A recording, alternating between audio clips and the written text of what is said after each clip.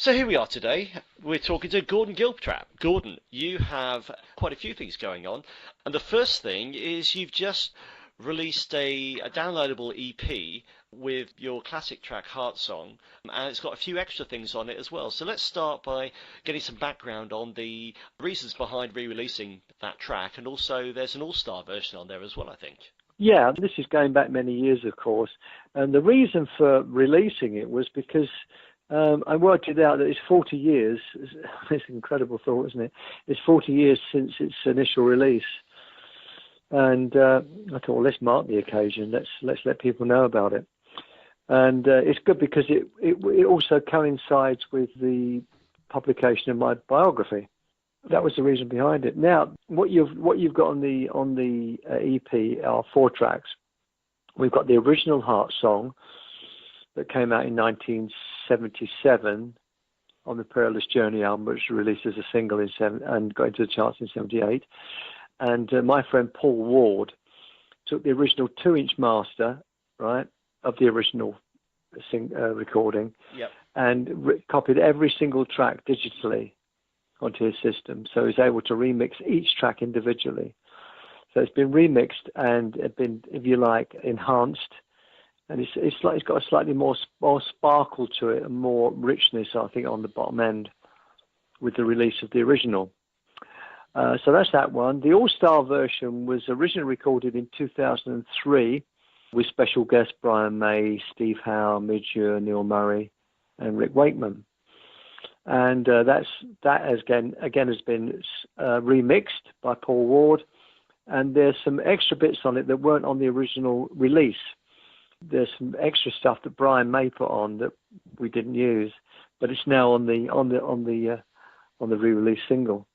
And if we just think about Heartsong, because it is, as you say, a celebration of that track coming to prominence through 40 years ago when it was a single. The song itself gestated over quite a few years, if I understand it, from some idea you had way before it was released. Yeah, well, it's in an open tuning, an open G tuning. And I'd used that tuning over the years. In actual fact, I used that open G tuning on one of my very first compositions called Fast Approaching. And that only occurred to me last night because I was reacquainting myself with that piece because I'm going to be performing it again. So that open tuning's been with me a long time. But I wrote a song in the late 60s called Starting All Over. This is when I was a songwriter. And I was in a band called Accolade with the late Don Partridge. Yeah. And the sequence is like a descending sequence, and it was originally a song. And I used that. I think I revisited that and used that as a template for Heartsong, the instrumental version. So, that kind of progression has been with me a long time. And I think one thing that really, you said that the remix adds some sonic sparkle, but in terms of the performance sparkle, Eddie Spence's keyboard solo is one of the elements of the song that really stands out. How did he come to get to add that solo? And I understand there was a little bit of a studio trickery involved. Yeah, well, when we first started working on it, Eddie had come up with this beautiful solo, and it worked so well. And in the studio, what we did was we recorded it at half speed. So when it was played at full speed, it had a certain sonic brightness and joy to it, and a sparkle to it that you couldn't get normally at that time. And that's what gives it a certain edge, a certain springiness to it, if you like. Because it's quite a joyful sound, isn't it, that solo when it comes in? Almost like a fluty sound. Exactly, and I think that when it was picked to be the theme for the holiday program, it was perfectly matched because it has that bright, optimistic, we're going on a holiday, we are on holiday type of feel to it. So, yeah, it was a perfect accompaniment for that said sunshine and beaches and warm weather. Definitely. When we recorded it was an amazing thing because looking back on it now, it almost evolved organically. But obviously, we put down the original rhythm track with Simon Phillips on drums and John G. Perry on bass and a guide piano. Once you started adding all the other stuff, the more you added to it, the better it got. And it was just amazing. You look back at that time, and of course you can't recreate that energy. It's not possible. You can't go back and create that dynamic. And it was of the moment, and you listen to it now, and even now, all these years on, I love listening to it because it's very joyful. It's a feel-good track. Does that make sense? Absolutely. So in 2003, when this opportunity to record an all-star version came together, did you all sit in the studio together and record that? And what was the background to having all those well-known guest people on it? It took about a year because we had to wait for the availability of each artist. The first person who came in to do his part was Midge Ure. And then I think secondly we got Neil Murray in on bass, who was with Black Sabbath and Whitesnake. And I think the next person who came along would have been Steve Howe. And then later on, Rick Wakeman came in and sprinkled his bit of magic on it. And finally, we got Brian May. So it was, again, it spread over a period of several months to fit in with people's availability. You couldn't get all those people in the studio at the same time. It's not possible. Also, it would have been chaotic. It wouldn't have worked. And as far as I remember, the all-star version, or there had been some previous releases of that song, and I think most recently there was a re-release of one of your albums for the QEH Birmingham. Was that included on it? It was. It's not the version that's on the downloaded single. It's the version that came out in 2003. And that was on an album called Music for the Small Screen. And it kind of escaped, really. Nobody really knew what it was all about. When I came to put together this album for the Queen Elizabeth Hospital, I thought it'd be great to have that as the opening track. And of course, to call the album Heartsongs. It all came together kind of organically, the front cover, the music, the way we had to edit it to include newer pieces, and obviously to lose a couple of pieces that weren't as strong when it came out on the original recording, which was an album called Shining Morn. So they're quite. So you've got the original version that came out in 1977, 78. We've now got the original version again, but digitally enhanced. We've got and now we've got the all-star version. I think on the EP there's also Dodo's Dream as well as on there in a couple of versions. Yeah. And that's an interesting one because, again, Paul Ward, who's responsible for the whole remixing of these tracks and re-editing, he came to my house and it was such a lovely sunny day, we said, let's record in the garden. So that version, the al fresco version, was literally recorded in my garden, virtually live. And then he took those tracks away and then added some string lines and edited it slightly to make it a little bit different. So, yeah, you got 4 very, very different tracks really on that EP. As you say, it's a great celebration. And am I right? It's only available for download through iTunes at the moment. That's correct. At the moment, yeah, that is the case. Yeah. Great. I've heard it and it's fantastic. So encourage people to listen to that. Hey, I'm glad you've heard it, Andy. It does my heart good to know that people because it's only just come out, so I don't think that many people have heard it.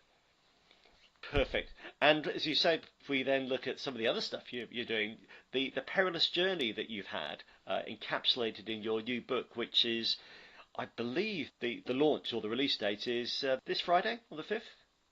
Yeah, that's it, this Friday, yeah. It's all very low-key.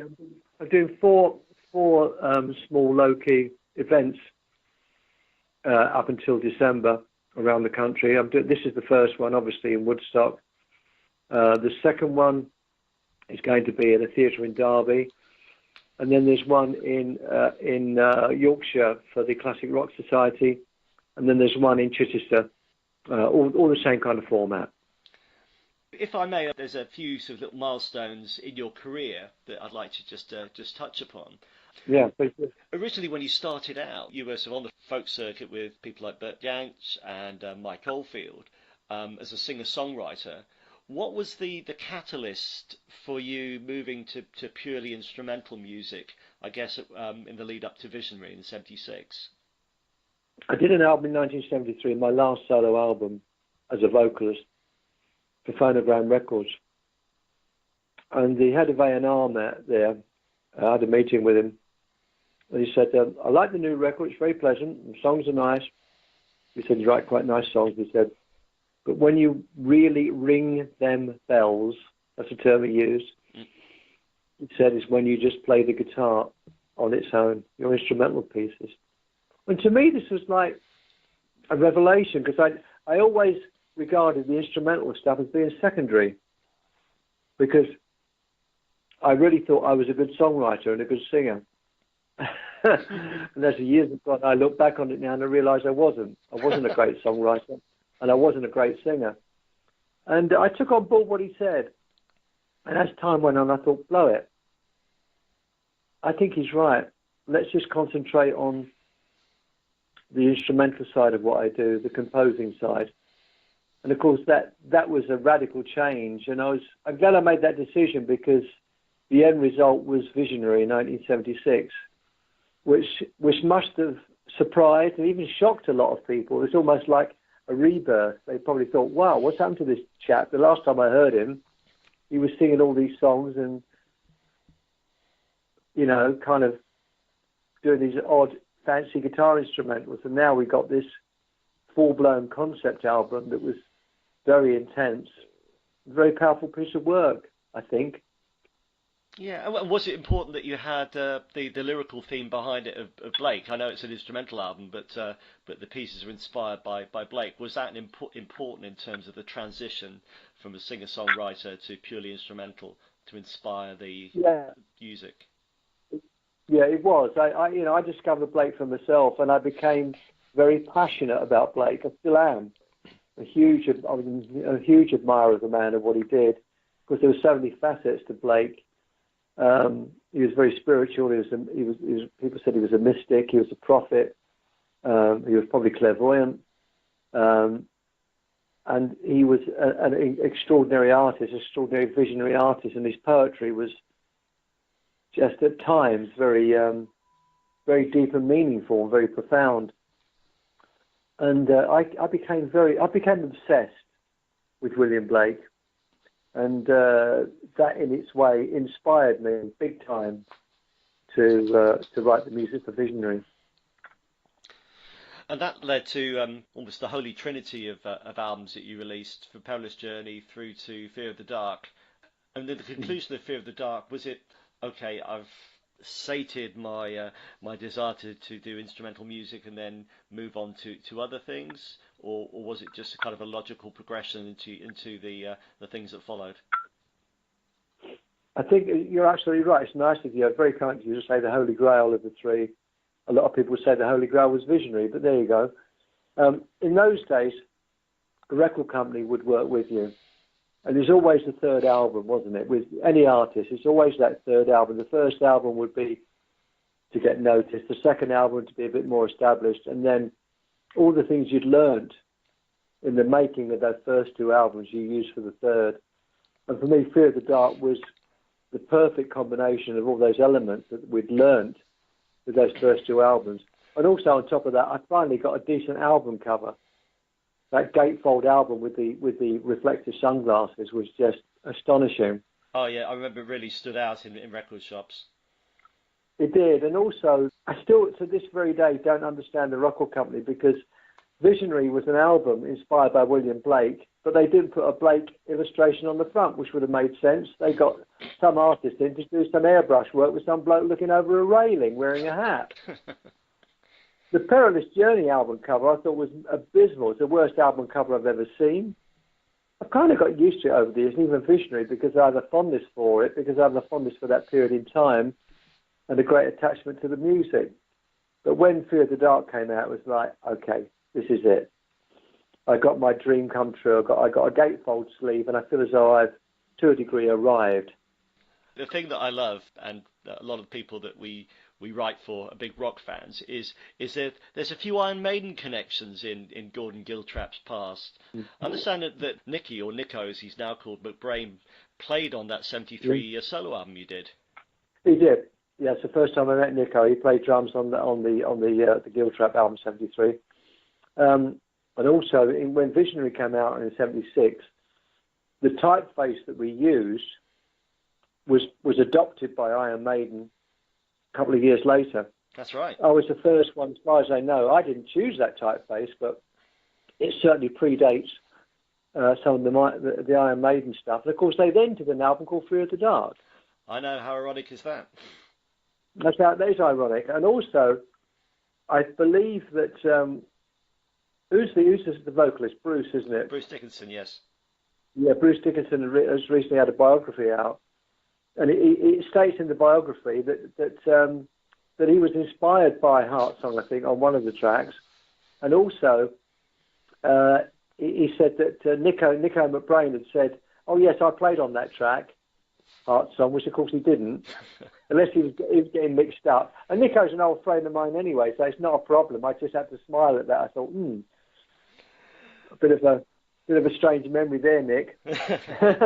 No, I love the connection. I mean, looking back at your song titles, I think the only one that could be considered even metal is you got Lucifer's Cage on Visionary. I think someone needs to use that as a song title for a rock song. It's a great title. Well, believe it or not, I tried to get Tony Iommi interested in doing that with Sabbath, but he never came about. But of course, Lucifer's Cage goes back to my second album in 1969. The very first recording of that was on my Portrait album, which is my second album for Transatlantic. And also, Fast Approaching was on my first album, which I re-recorded on the Fear of the Dark album. Ah. So, we're kind of dipping back into my past for those recordings. So Lucifer's Cage it's always been with me a long time, but my producers felt that it could be a standalone rock piece, and of course it worked out great with the drums and everything. So they started out as a solo guitar piece. I think that people are less familiar with your music than just with Heartsong. If you play the albums, they're proper, fully arranged, progressive rock albums, instrumental rock albums with fantastic playing with people like Simon Phillips. So when you had this the 4 CD retrospective Time to Reflect out, I thought, great, because you've got a collection that shows kind of the full breadth of what you do. Yes, that's good. But of course, those albums weren't on there, were they? They were just albums that I'd made over a period of time. But yeah, I was pleased with that box set. It was a shame, really, that it didn't get any promotion, because it was a nice collection. What that leads into is you're in the West Midlands now, as far as I understand it, and that being the epicenter for a lot of rock bands, and you referred to Tony Iommi and Sabbath. And of course, we had the recent sad passing of Martin Alcock from Jethro Tull and Fairport Convention fame, which is a real loss. Terrible. In terms of people that you'd like to collaborate with that you haven't done so far, is there anyone from the Midlands rock scene or elsewhere that you really like to hook up with? It's a little known fact that, well, I hardly know if people know about this, but it was put forward at some point that Tony Iommi and I would do an acoustic album together. Wow! But it was just an idea. Ralph Baker, Tony's manager, ran me one day, so I think Tony should do an acoustic album. I think it'd be really good for him and a new departure, and you're the person to do it with. I said I'd love to. But in the end, it didn't work out. And I think it didn't work out because Tony would have been stepping out too much from his comfort zone. Mm. I think he could have done it. He's a fine guitar player. He could have done it. But at the time, obviously, he didn't feel it was the right thing to do. But getting back to the Iron Maiden thing, it was lovely. I went to see them a couple of years ago. They were playing at the NIA in Birmingham. Right. And I met up with them afterwards. And what I didn't know was that Dave Murray is a real admirer of what I do. I couldn't believe it. He came up to me and we spent the evening just chatting about guitars. He was telling me how much he loved my music, and I just couldn't get my head around that. Lovely. Isn't that fabulous? Yeah. I mean, the other one I've heard is Steve Rothery from Marillion. He's also said multiple times that you were sort of like an influence on his playing. I've heard that. That's so lovely. It's very flattering, and one mustn't get into an ego thing because it it's outside the realms of reality, really. Richie Blackmore, of course, has been a long time admirer of what I do, and I couldn't get my head around that one either, because people still appear to be so far away from what I do, and it's nice. It's a nice feeling. Jimmy Page told me I was an influence as well. That was a strange one. Well, that's it. A lot of these rock players, that although they're known for heavy riffs, if you listen to the catalogue of material they've recorded, they've always done some exquisite acoustic pieces on their albums. Yeah. And people like Richie Blackmore would take it one step further, where he's now playing predominantly acoustic-based music. So maybe you had a role that maybe there was an inner GILTRAP that he wanted to unleash, and that's where he is now. To answer your question, there's one person I'd love to record with and collaborate with, and that's Pete Townshend. Really? Wow. I'd love to do something with Pete. We've kind of spoken about it. I met him last year for the first time, but we've been communicating for quite a while on by email, and he sort of made noises about me possibly doing some recording with him, but it hasn't come about. And I'm not going to be the person to ring him up about it. He's Pete Townshend, for goodness sake. He's this towering genius of rock music. He's a man who was one of my major influences, and he's changed my life with his guitar playing and the band when I was 16. So yeah, that's a little dream that will probably never come true, but it doesn't matter. We've met, and that's nice. And I guess as we draw this to close, from a point of view of what you play Michael Gough guitars and Newtone strings. Are they your main tools of your trade these days?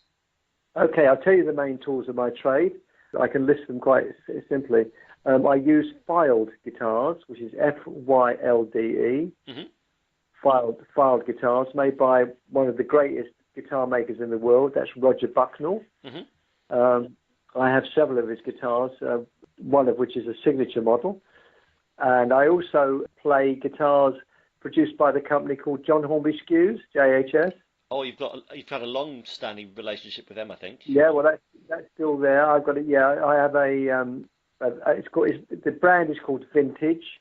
They produced a series of Gordon GILTRAP signature models a few years ago, so I still use those. Those guitars were designed by another genius guitar maker called Rob Armstrong.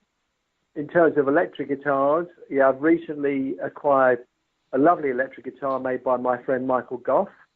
So I use one of his, but I use a Danelectro guitars, and I've also got a FretKing Gordon GILTRAP signature model. But the irony is, Andy, is I'm not really an electric guitarist.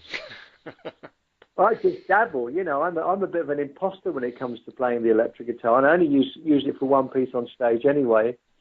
And that's the Dodo's Dream. So, I sort of dip in and out of playing electric guitar, but those makers that I've just given you, those names, are the people that I use. And I use, in terms of the strings, if your readers are interested, I use Newtone strings and Martin strings. So I use the best material I can, really. That's perfect. If we recap, in terms of what you're up to, the downloadable EP, the Heartsong, a couple of versions, and the 2 additional tracks available to download actually already from the 28th of September. Yeah. The book Perilous Journey is out at the end of this week on the 5th of October, and so we've just touched on a few aspects of some of the stories that might be in there. Looking forward to reading the whole thing. And then you've got some dates to both promote that and play live between now and the end of the year. And then I guess final question is looking forward beyond that into next year. Any plans or new projects that we should know about? Yeah, I'd like to do another album with Paul Ward, because the Last of England album, which you obviously are familiar with, was such a joy to do and so special to me, and a lot of people liked it. A lot of people, it got quite a lot of critical praise. So I'd like to do another album with Paul. And also, a gentleman I've been working with over the last few months is a man called Nicholas Hooper. Okay. Nicholas Hooper, you won't know of him, but you'll know of his music because he wrote the music for 2 Harry Potter films. Wow. The man is an award-winning film composer, but he's also an absolutely brilliant guitar player. And we do the odd duo gig, and it's absolutely joyful to play with him. He's a great guitar player, and we do that just for fun, really. And occasionally his wife Judith will join us on violin. So it's a very low-key thing, but I'd like to do more things with him. I just like to do things that I enjoy and work with people I want to work with. I don't think, at my age, I don't think in terms of long-term plans or career, I don't think that way anymore because, so many things were life-changing for me. As you probably know, 3 years ago I was diagnosed with cancer. Yes, I heard that, yes. And fortunately, I came through that. I had the surgery, and I'm now, at this point in time, as we speak, I'm okay. Also, tragically, my son died at the beginning of this year. So, my life has been very challenging over the last 3 years, and particularly over the last 9 months. So I can't think in terms of career or what's going to happen next year or the year after. I just try to take things as they come on a daily or monthly basis. I think that's the best way to be. There's an amazing author called Eckhart Tolle. Shall I spell that for you? Oh, please do. Yes, thank you. Yeah, it's Eckhart, Eckhart, and it's Tolle. And Eckhart Tolle is one of the great spiritual teachers. He wrote a book. It was a massive selling book called The Power of Now. And it's all about really trying to live in the moment because that's all we ever know. At this point in time, that's all we'll ever know. So many of us, and it's all part of human nature. We all either dwell in the past or we think about the future. We never think about now. We always think about what's going to come next or what's gone in the past and how that's affected our lives. And both those aspects can be very negative. So the positive thing is really to sort of try and make the most of now. Not what your readers are going to want to know about, is it? I don't know. But I think there's a lot to be learned, to be honest. Thank you so much for that. Thank you. And thank you for your time, Andy. I'm ever so thrilled that you've rung, and I appreciate your time. It means a lot. Thank you so much, Gordon. It's been a pleasure talking to you, and hope to see you on the road or one of the venues very soon. Thank you so much. Right, I look forward to that. All the best. Thank you. Bye for now.